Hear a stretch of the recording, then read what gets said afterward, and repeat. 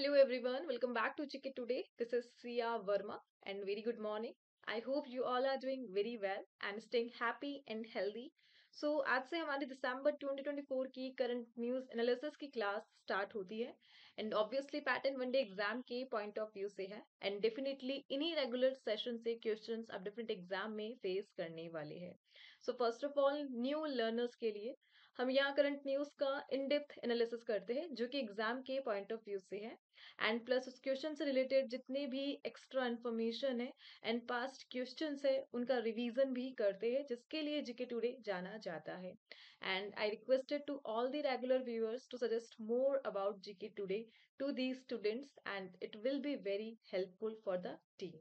सो start करते हैं आज का session with the very first question here on screen.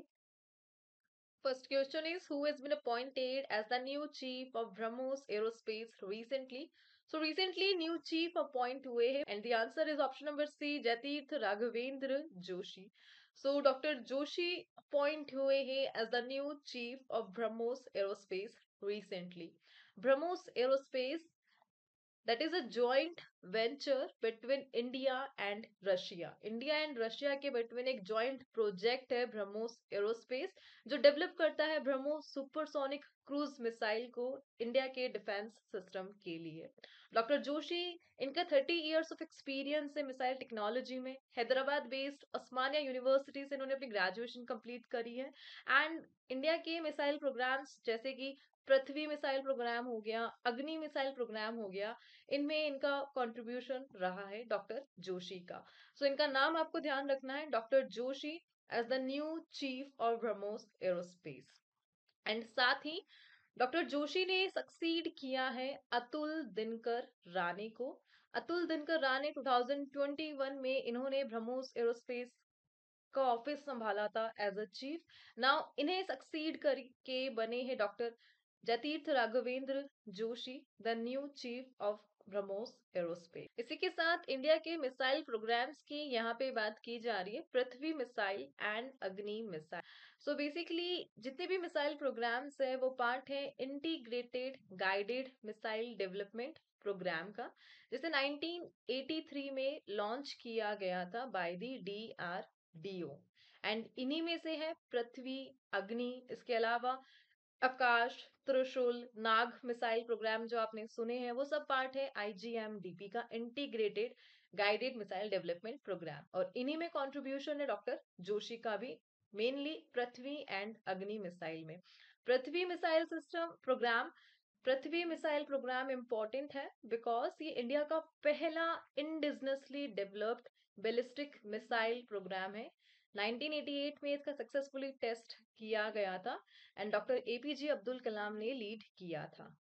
Let's move to the next slide. So recently जितनी भी न्यू अपॉइंटमेंट हुई हैं उनका हम यहाँ पे वन टाइम रिवीजन करने वाले हैं.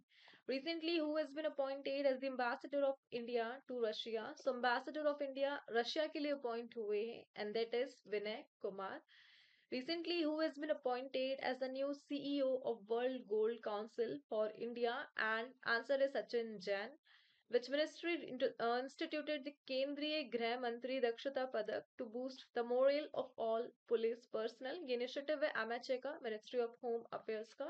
And Gangu Ramsey, who recently passed away at the age of 83, was associated with which field? And ये associated है cinematography से. And recently, who has received the Maharashtra Bhushan Award 2024 in the recognition of his contribution to the field of regenerative medicine. और Maharashtra Bhushan award ये recently मिला है प्रदीप महाजन को. National Gopal Ratna award कौन सी मिनिस्ट्री ये अवार्ड प्रोवाइड करती है? Ministry of fisheries, animal husbandry and dairying national Gopal Ratna award provide करती है. And recently who was awarded the Sahitya Akademi युवा पुरस्कार फॉर तेलुगु और ये अवार्ड मिला है रमेश कार्तिक नायक को. Fine, let's move to the next question.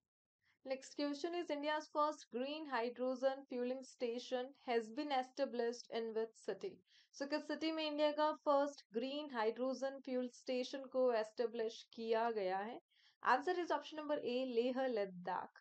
So recently Amara Raja infra ने बिल्ड करा है इंडिया का पहला green hydrogen fuelling station Leh Ladakh में।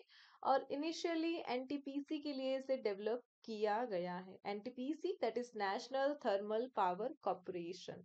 ये जो स्टेशन है जिसे न्यूली लेह में स्टार्ट किया गया है, ये सपोर्ट करेगा इंडिया के एमिशन फ्री ट्रांसपोर्ट प्लान को। एंड इनिशियली एनटीपीसी के लिए 5 हाइड्रोजन फ्यूल सेल बसेस को डिप्लॉय किया जाएगा। Hydrogen fuel cell buses, hydrogen fuel का जो फॉर्मूला होता है वो GH2 होता है, पॉइंट टू बी नोटेड।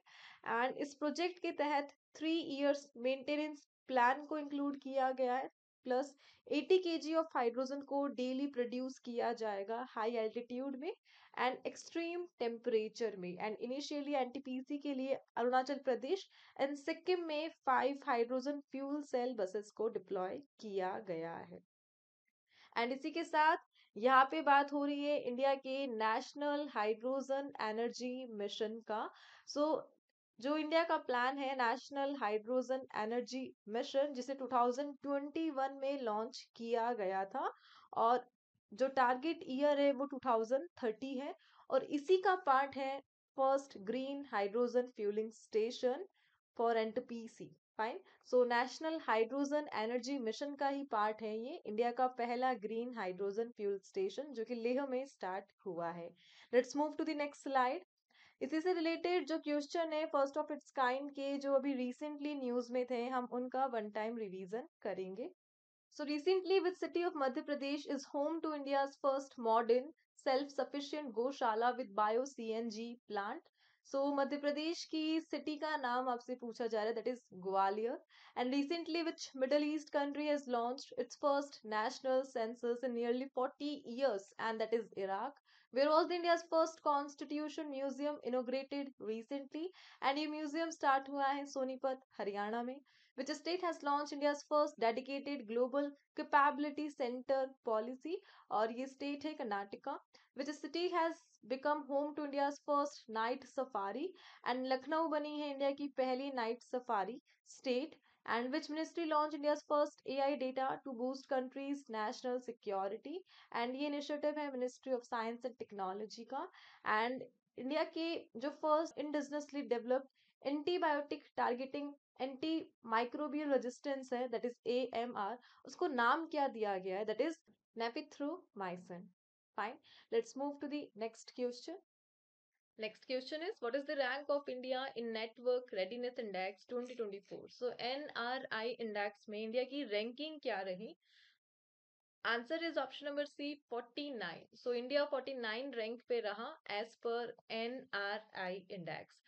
इस इंडेक्स को रिलीज किसने किया है? सो इस इंडेक्स को वॉशिंगटन DC बेस्ड एक इंस्टीट्यूट ने रिसेंटली रिलीज करा है और इंडिया को 49 रैंक दी है। 2023 के डेटा से कंपेयर किया जाए तो 11 पोजीशन अप है इंडिया नाउ ऑन 49। इससे पहले 11 पोजीशन पीछे था। एंड ये जो इंडेक्स है ये एवेल्युएट करता है 133 इकोनॉमीज के डेटास को। एंड इसके लिए 4 फैक्टर्स को जज किया जाता है, and that 4 factors are technology, people, governance and impact. और इन चारों फैक्टर के बेस्ड पर रैंक दी जाती है। सो ओवरऑल कंट्रीज की ICT services, ICT information communication technology को जज करके रैंकिंग प्रोवाइड की जाती है। फाइन। आगे बढ़ते हैं नेक्स्ट स्लाइड पे। रिसेंटली जितने भी इंडेक्सेस रहे हैं हम उनका वन टाइम रिवीजन करेंगे। So recently climate change performance index आया था और इसमें इंडिया की रैंकिंग क्या रही थी? 10th रैंक पे रहा था India. Grievance redressal assessment and index आया था और किस इंस्टीट्यूट ने इसे रिलीज किया था? It is by department of administrative reforms and public grievances. Sustainable trade index आया था। इंडिया की रैंकिंग क्या रही थी इसमें? 23rd पे रहा था और टॉप किया था न्यूजीलैंड ने।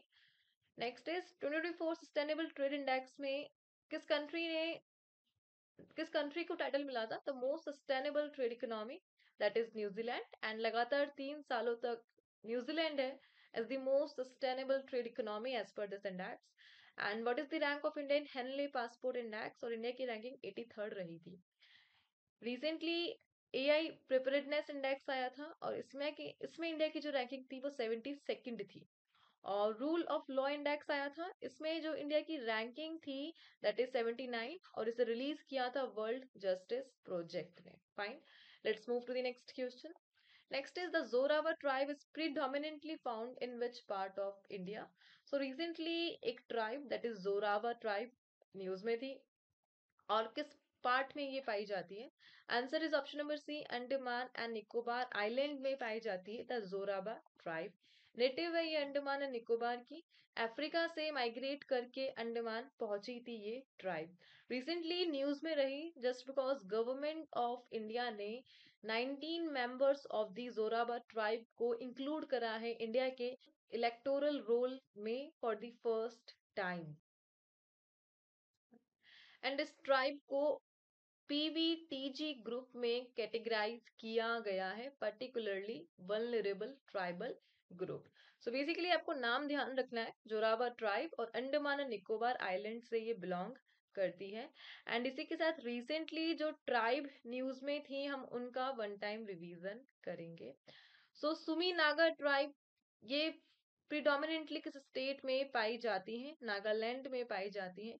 गोटी कोया ट्राइब ये किस स्टेट में पाई जाती है? तेलंगाना, आंध्र प्रदेश, छत्तीसगढ़ एंड उड़ीसा में है। द टोटो ट्राइब ये किस स्टेट में रिजाइड करती है? वेस्ट बंगाल में करती है। द स्या tribe is an indigenous tribe of which country? So ये नेटिव है इंडोनेशिया की। एंड द यानादी ट्राइब किस स्टेट में रिजाइड करती है? आंध्र प्रदेश से रिलेटेड है।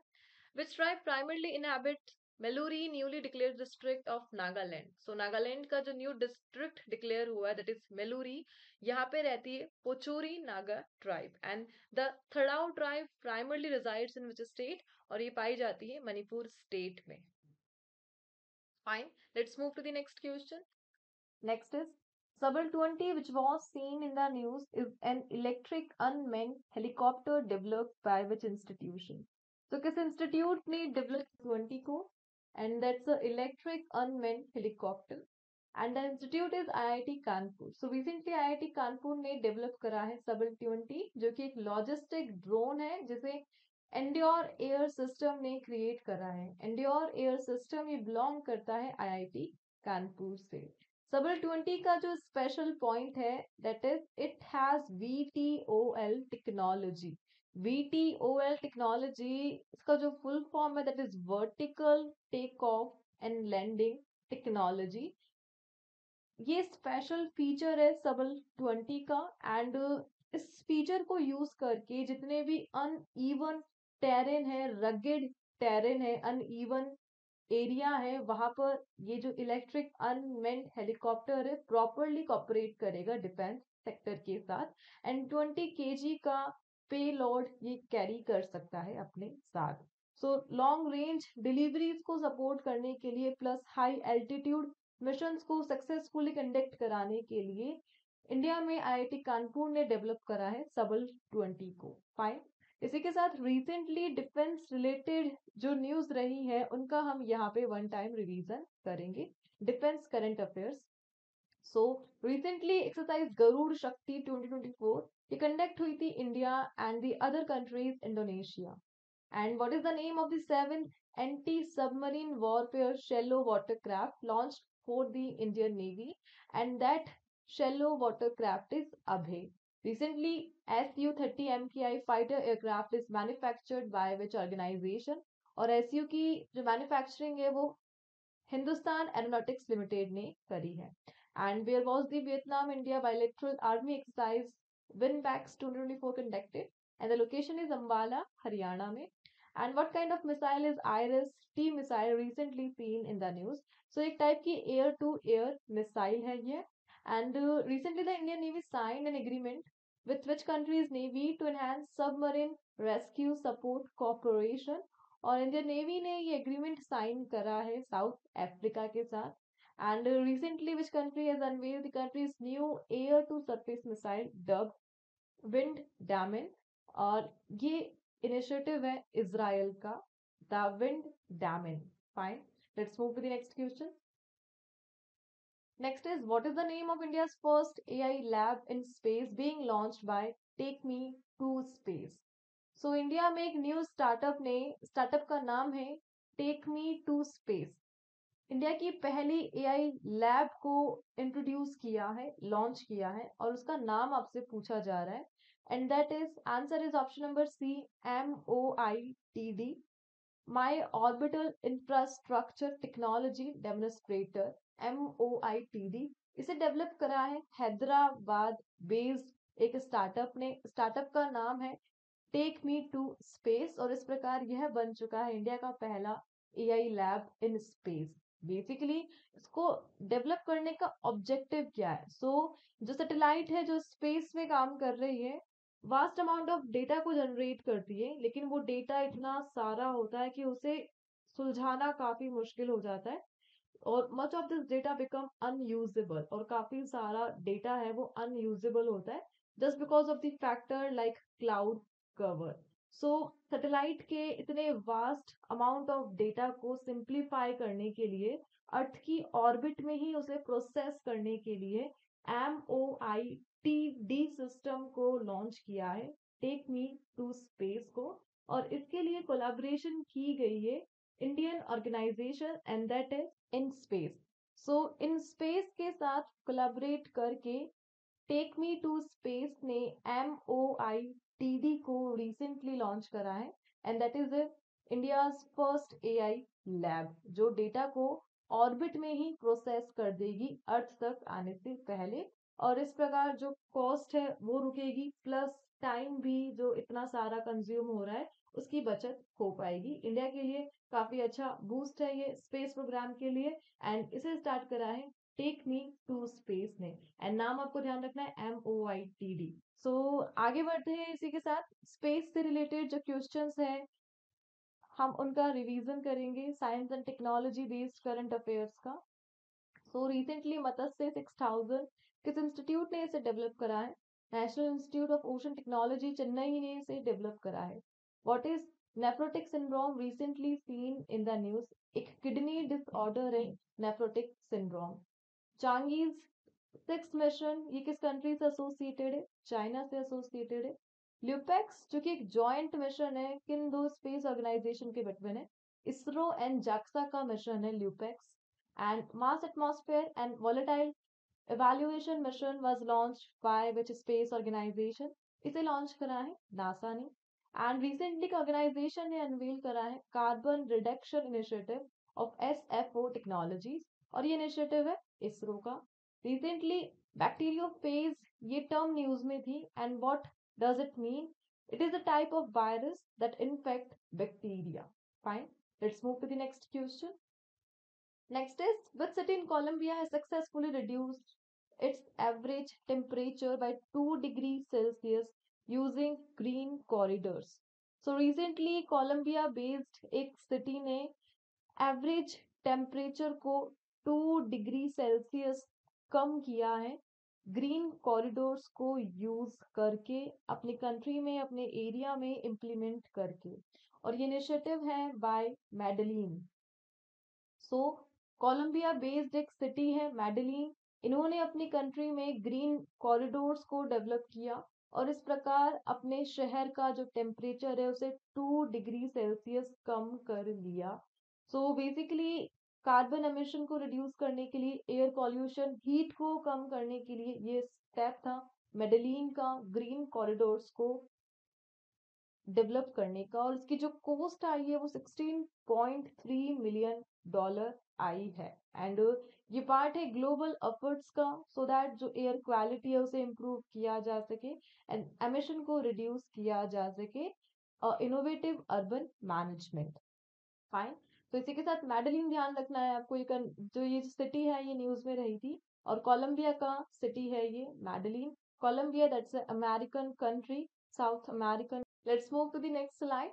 सो रिसेंटली इंटरनेशनल करंट अफेयर्स को इस क्वेश्चन के साथ हम रिवाइज कर सकते हैं।